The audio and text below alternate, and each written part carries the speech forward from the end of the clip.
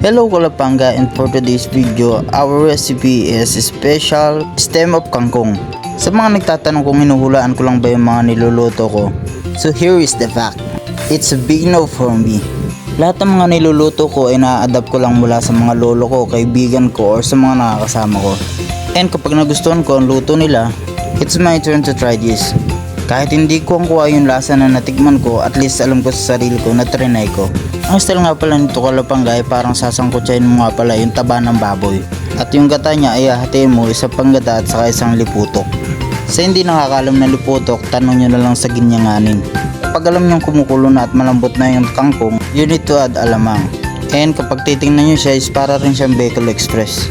Well, actually may similarity naman silang dalawa. Pero iba talaga yung ma-adapt natin na lasa ng gulay. Then add magic sarap. At ito nga pala ang masarap na putahin ng kangkong. Actually marami kang mapapanood nito sa mga inspiring vlogger gaya ko. Taas ang kamay dyan sa mga nakatikim na nito. At sa mga hindi pa, edi magluto kayo.